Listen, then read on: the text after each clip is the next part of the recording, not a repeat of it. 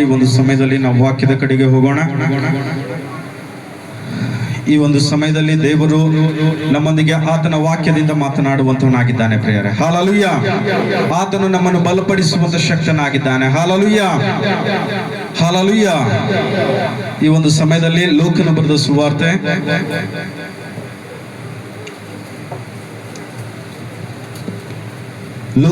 ಸುವಾರ್ತೆ ಅದರಲ್ಲಿ 18ನೇ ಅಧ್ಯಾಯ 10ರಿಂದ ಕೆಲವು ವಚನಗಳನ್ನು ನಾವು ನೋಡಿಕೊಳ್ಳೋಣ ಪ್ರಿಯರೇ. ಆತನ ಸನ್ನಿಧಾನದಲ್ಲಿ ಬರುವಂತ ನಾವು ಆತನ ಒಂದು ವಿಷಯದಲ್ಲಿ ಯಾವ ರೀತಿಯಾಗಿದ್ದೇವೆ, ಆತನು ನಮ್ಮನ್ನು ಯಾವ ರೀತಿಯಾಗಿ ನಡೆಸ್ತಾ ಇದ್ದಾನೆ, ಯಾವ ರೀತಿಯಾಗಿ ನಾವು ಆತನನ್ನು ಕೊಂಡಾಡ್ತಾ ಇದ್ದೇವೆ ಎಂಬುದಾಗಿ ದೇವರ ವಾಕ್ಯದಲ್ಲಿ ನಾವು ನೋಡುವಂತವರಾಗಿದ್ದೇವೆ. ಲೂಕನು ಬರೆದ ಸುವಾರ್ತೆ 18ನೇ ಅಧ್ಯಾಯ 10ರಿಂದ ಕೆಲವು ವಚನಗಳನ್ನು ನೋಡ್ರಿ. ಹಾ ಹಾ ಹಾ ಹಲ್ಲೆಲೂಯಾ. ಓದ್ರಿ. ಹಾ ಹಾ ಹಾ ಇಲ್ಲಿ ದೇವರ ವಾಕ್ಯದಲ್ಲಿ ನಾವು ನೋಡುವಾಗ ಇಲ್ಲಿ ಇಬ್ಬರು ದೇವಾಲಯಕ್ಕೆ ಹೋಗ್ತಾ ಇದ್ದಾರೆ ಪ್ರಿಯರೇ. ಹಲ್ಲೆಲೂಯಾ. ಇಲ್ಲಿ ದೇವರ ವಾಕ್ಯದಲ್ಲಿ ಸ್ಪಷ್ಟವಾಗಿ ದೇವರ ವಾಕ್ಯ ಅವರಿಗೆ ಏನಂತಂದ್ರೆ ವಾಗ್ದಾನದ ಮೂಲಕವಾಗಿ ಒಂದು ಕತಿರೂಪವಾಗಿ ದೇವರು ತನ್ನ ಶಿಷ್ಯರಿಗೆ ಹೇಳ್ತಾ ಇದ್ದಾನೆ. ಹಲ್ಲೆಲೂಯಾ. ಇಲ್ಲಿ ಇಬ್ಬರು ಏನ್ ಮಾಡ್ತಾ ಇದ್ದಾರೆ? ಪ್ರಾರ್ಥಿಸುವುದಕ್ಕಾಗಿ ಎಲ್ಲಿಗೆ ಹೋಗ್ತಾ ಇದ್ದಾರೆ? ದೇವಾಲಯಕ್ಕೆ ಹೋಗ್ತಾ ಇದ್ದಾರೆ ಪ್ರಿಯರೇ. ಪ್ರಾರ್ಥನೆ ಮಾಡಬೇಕೆಂದು ಇಬ್ಬರು ಮನುಷ್ಯರು ದೇವಾಲಯಕ್ಕೆ ಹೋದರು. ಒಬ್ಬನು ಪರಿಸಾಯನು, ಒಬ್ಬನು ಸುಂಕದವನು. ಇಬ್ಬರು ಹೋಗ್ತಾ ಇದ್ದಾರೆ. ಇಲ್ಲಿ ಪರಿಸಾಯನು ಮತ್ತು ಸುಂಕದವನು ಎಂಬುದಾಗಿ. ಪರಿಸಾಯನು ನಿಂತುಕೊಂಡು ಪ್ರಾರ್ಥನೆ ಯಾವ ರೀತಿಯಾಗಿ ಮಾಡ್ತಾ ಇದ್ದಾನೆ ನೋಡ್ರಿ ಪ್ರಿಯರೇ. ಇಲ್ಲಿ ಏನಂತಂದ್ರೆ ಪ್ರಾರ್ಥಿಸುವಾಗ ತನ್ನೊಳಗೆ ದೇವರೇ, ಸುಳ್ಳುಕೊಳ್ಳುವವನು, ಅನ್ಯಾಯಗಾರರು, ಆದರ ಮಾಡುವವನು ಆಗಿರುವ ಉಳಿದ ಜನರಂತೆ ನಾನಲ್ಲ. ಹಲ್ಲೆಲೂಯಾ. ಇಲ್ಲಿ ಪರಿಸಾಯನು ಯಾವ ರೀತಿಯಾಗಿ ಪ್ರಾರ್ಥನೆ ಮಾಡ್ತಾ ಇದ್ದಾನೆ? ಈ ಲೋಕದಲ್ಲಿ ಸುಳ್ಳುಕೊಳ್ಳುವವನು, ಆದರತನ ಮಾಡುವವನು ನಾನಲ್ಲ. ಹಲ್ಲೆಲೂಯಾ. ಅವನು ಗರ್ವದಿಂದ ಪ್ರಾರ್ಥನೆ ಮಾಡ್ತಾ ಇದ್ದಾನೆ ಪ್ರಿಯರೇ. ಏನಂತಂದ್ರೆ ಇಲ್ಲಿ ನಾನು ಸುಂಕದವನಂತೂ ನಾನಲ್ಲ ಎಂಬುದಾಗಿ ಹೇಳ್ತಾನೆ ಪ್ರಿಯನೇ. ಈ ಸುಂಕದವನಂತೆಯೂ ನಾನಲ್ಲ, ಆದದ್ದರಿಂದ ನಿನಗೆ ಸ್ತೋತ್ರ ಮಾಡುತ್ತಾ ಇದ್ದೇನೆ. ಹಲ್ಲೆಲೂಯಾ. ಇಲ್ಲೆಲ್ಲರೂ ನಾವು ಪ್ರಾರ್ಥನೆ ಮಾಡಲಿಕ್ಕೆ ಬಂದಿದ್ದೇವೆ, ಆತನನ್ನು ಕೊಂಡಾಡುವುದಕ್ಕೆ ಬಂದಿದ್ದೇವೆ. ಯಾವ ರೀತಿಯಾಗಿ ಸ್ತೋತ್ರ ಮಾಡುತ್ತಾ ಇದ್ದೇವೆ, ಯಾವ ರೀತಿಯಾಗಿ ಆತನನ್ನು ಘನಪಡಿಸ್ತಾ ಇದ್ದೇವೆ ಪ್ರಿಯರೇ. ಇಲ್ಲಿ ಪರಿಸಾಯನು ದೇವರನ್ನು ಕೊಂಡಾಡ್ತಾ ಇದ್ದಾನೆ. ಹಲ್ಲೆಲೂಯಾ. ದೇವರಲ್ಲಿ ಮೊರೆ ಇಡ್ತಾ ಇದ್ದಾನೆ. ಯಾವ ರೀತಿಯಾಗಿ ಮೊರೆ ಇಡ್ತಾ ಇದ್ದಾನೆ ಅಂತಂದ್ರೆ, ನಾನು ಸುಳ್ಕೊಳ್ಳುವಂತಾನೆ ಸುಂಕದವನಂತೆ ನಾನಲ್ಲ ಎಂಬುದಾಗಿ ಪ್ರಿಯರೇ. ಹಲ್ಲೆಲೂಯಾ. ದೀನ ಸ್ವಭಾವದಿಂದ ಇಲ್ಲಿ ದೇವರನ್ನು ಕೊಂಡಾಡ್ತಾ ಇಲ್ಲ, ಗರ್ವದಿಂದ ದೇವರನ್ನು ಸ್ತುತಿ ಮಾಡ್ತಾ ಇದ್ದಾನೆ ಪ್ರಿಯರೇ. ಹಲ್ಲೆಲೂಯಾ. ಇಲ್ಲಿ ದೇವರ ಸನ್ನಿಧಾನದಲ್ಲಿ ಬಂದಿರತಕ್ಕಂಥ ನಾವು ನೀವು ಯಾವ ರೀತಿಯಾಗಿ ದೇವರನ್ನು ಕೊಂಡಾಡ್ತಾ ಇದ್ದೇವೆ? ನಮ್ಮನ್ನು ನಾವು ಒಂದು ಸಲ ಪ್ರಶ್ನೆ ಮಾಡಿ ಕೊಡ್ರಿ. ಇಲ್ಲಿ ಸುಂಕದವನಂತೆ ನಾನಲ್ಲ ಅಂತಂದ್ರೆ, ಸುಂಕದವನು ಅಂತಂದ್ರೆ ಏನಂತಂದ್ರೆ ಬಡ್ಡಿಗೆ ರೊಕ್ಕ ಕೊಡ್ತಾ ಇದ್ರು ನೋಡಿ ಪ್ರಿಯರೇ. ಹಲ್ಲೆಲೂಯಾ. ಆ ಮನುಷ್ಯನಂತೆ ನಾನಲ್ಲ, ನಾನೇನ್ ಮಾಡ್ತಾ ಇದ್ದೇನೆ ಎಂಬುದಾಗಿ ಇಲ್ಲಿ ಪರಿಸಾಯನು ಹೇಗೆ ಮಾಡ್ತಾ ಇದ್ದಾನೆ ಪ್ರಾರ್ಥನೆ ನೋಡ್ರಿ. ವಾರಕ್ಕೆ 2 ಆವರ್ತಿ ಉಪವಾಸ ಮಾಡುತ್ತೇನೆ, ನಾನು ಸಂಪಾದಿಸುವುದರಲ್ಲಿಯೂ 10ರಲ್ಲೊಂದು ಪಾಲು ಕೊಡುತ್ತೇನೆ ಅಂದುಕೊಂಡು. ಆದರೆ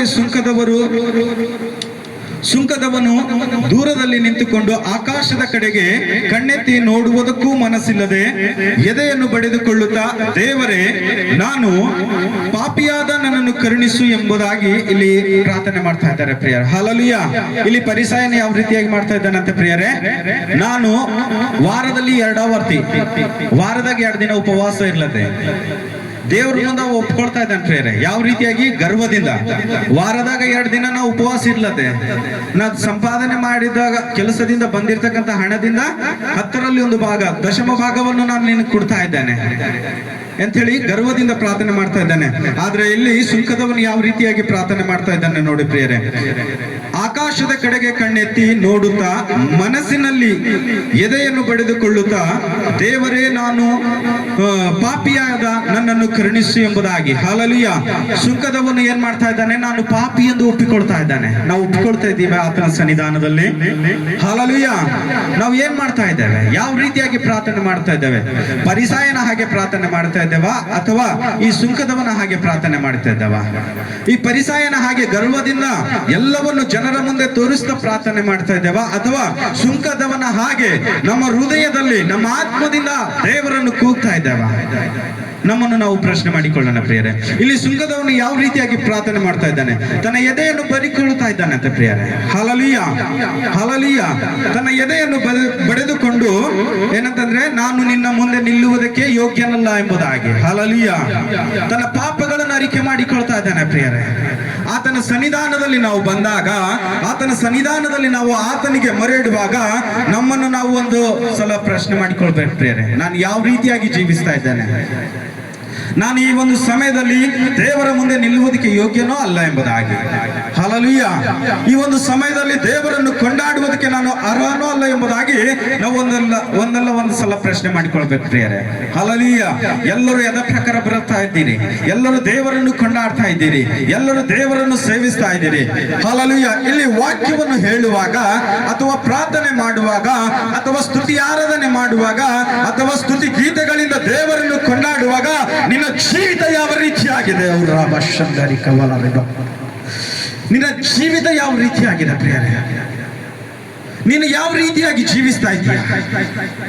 ನಿನ್ನ ಆತ್ಮವು ದೇವರಿಗೆ ಸಮರ್ಪಣೆ ಕೊಡ್ತಾ ಇದೆಯಾ, ಅಥವಾ ಫೋನ್ಗಳನ್ನು ನೋಡುತ್ತಾ ದೇವರನ್ನು ಕೊಂಡಾಡ್ತಾ ಇದೆಯಾ?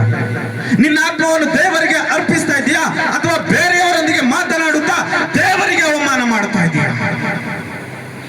ಹಲ್ಲೆಲೂಯಾ. ಯಾವ ರೀತಿಯಾಗಿ ನೀನು ಜೀವಿಸ್ತಾ ಇದ್ದೀಯ? ಆತನು ಬರುವ ಕಾಲ ಸಮೀಪಿಸಿದೆ. ಆತನು ನಿನ್ನನ್ನು ನೋಡುತ್ತಾ ಇದ್ದಾನೆ, ಆತನು ನಿನ್ನನ್ನು ಪರೀಕ್ಷೆ ಮಾಡುತ್ತಾ ಇದ್ದಾನೆ, ಆತನ ಆತ್ಮವು ನಿನ್ನನ್ನು ಮುಟ್ಟುವುದಕ್ಕೆ ಪ್ರಯತ್ನ ಮಾಡ್ತಾ ಇದೆ. ಆದ್ರೆ ನೀನು ಯಾವ ರೀತಿಯಾಗಿ ಜೀವಿಸ್ತಾ ಇದ್ದೀಯ?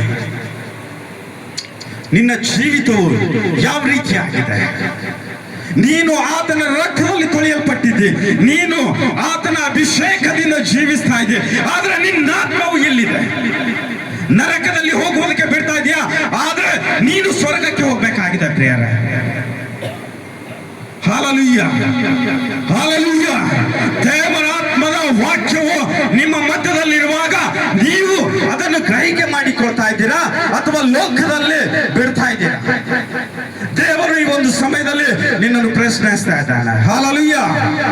ದೇವರ ವಾಕ್ಯವು ನಿಮ್ಮಲ್ಲಿರುವಾಗ, ಆತನ ಪ್ರವಾದನೆ ಬೋಧಕರು ನಿಮ್ಮಲ್ಲಿರುವಾಗ, ಆತನ ವಾಕ್ಯವು ಪ್ರತಿನಿತ್ಯವೂ ನೀವು ಧ್ಯಾನಿಸ್ತಿರುವಾಗ ನಿಮ್ಮ ಜೀವಿತ ಯಾವ ರೀತಿಯಾಗಿದೆ?